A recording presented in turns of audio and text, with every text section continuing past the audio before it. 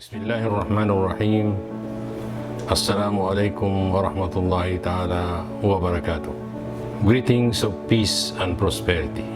I am AHOD Al-Hajj MURAD Ibrahim, the Chief Minister of the Bangsamoro Autonomous Region in Muslim Mindanao, and I would like to congratulate our dear friends from HWPL for the 5th annual commemoration of Declaration of Peace and Cessation of War.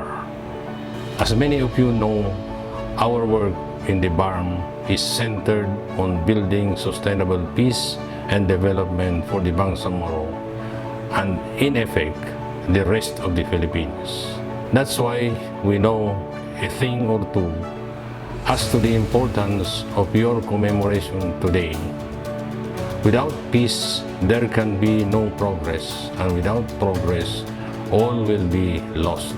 HWPL has been a good friend to all of us, even during the height of the GPH-MILF peace process, and our shared work has truly benefited the people of Mindanao and the Philippines.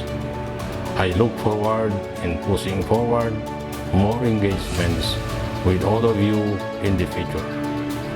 And of course, to everyone joining us today, the road to peace is never perfect. It will always be a work in progress, and it needs all of us to make it work. I support the Declaration of Peace and Cessation of War. We are one. Thank you so much, and wassalam. Warmest greetings of solidarity to all of you. My gratitude to the Heavenly Culture, World Peace, Restoration of Light for continuing to not only work towards ending wars, but also celebrate the joy of global peace and freedom. Indeed, your work has made significant progress towards establishing long-lasting peace and fraternity among communities. I'm with you as you celebrate the 5th annual commemoration of the Declaration of Peace and Cessation of War. Know that I stand alongside you in your tireless advocacy. With our hearts in the right place, I'm positive that together we can leave the world a legacy of true and everlasting peace.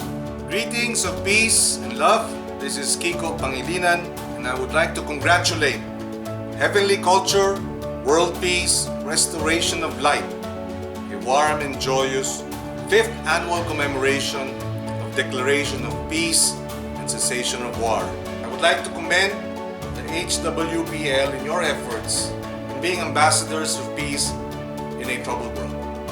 Your sacrifices are not in vain, because little by little we are moving toward our goal to end wars and disputes among nations. I am a firm believer of diplomacy and fighting or struggling wars through non-violent measures.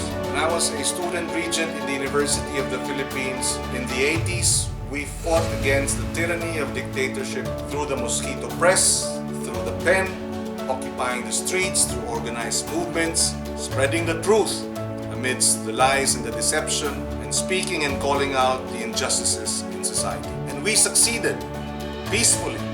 EDSA 1 and EDSA 2 are examples that wars and struggles can be won if people are united without the need for bloodshed or senseless violence. Right now, the people of Myanmar are trying to do the same. And remember the Latin American saying, people united shall never be defeated. El pueblo unido jamás será vencido. And through that, we were able to topple a well-entrenched dictator through peaceful means. If it can be done in one country, then it can be done in any country. Thank you, HWPL, for your efforts, and I support and join you in your cause in being ambassadors of peace. As the world moves into the future, peace is necessary. Let us unite and continuously work towards a peaceful world for our children, our grandchildren, and for generations to come. Maraming salamat.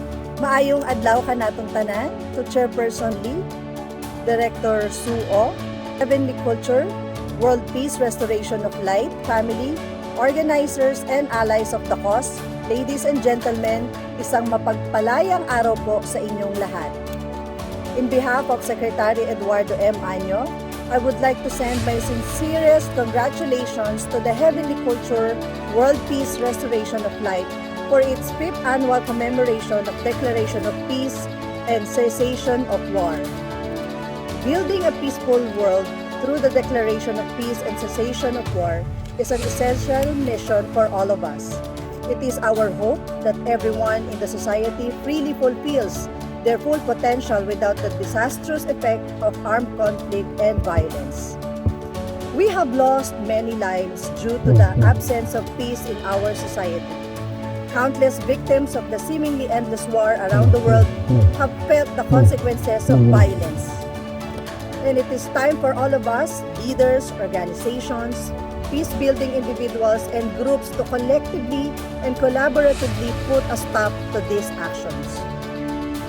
For this commemoration, which comes the same time as the National Women's Month celebrations, may we all be reminded that inclusive development is a prerequisite of ending violence and attaining world peace. Nobody should be left behind, and that includes our women and girls. Let us all work together to create lasting peace and around the world. I support DPCW. We are one. Mabuhay! I am Attorney ALICIA RISOS VIDAL, President of Women Lawyers Association of the Philippines. I would like to congratulate HWPL, peace partner of IWPG, for its 5th annual commemoration of Declaration of Peace and Cessation of War and in celebration of International Women's Day. Pandemic or not, all of us peace advocates see the importance of reinforcing the critical role of women in preventing conflict and sustaining peace. As a lawyer, I can see that laws are powerful medium by which gender equality and women empowerment can be attained. I support peace. I support DPCW. We are one.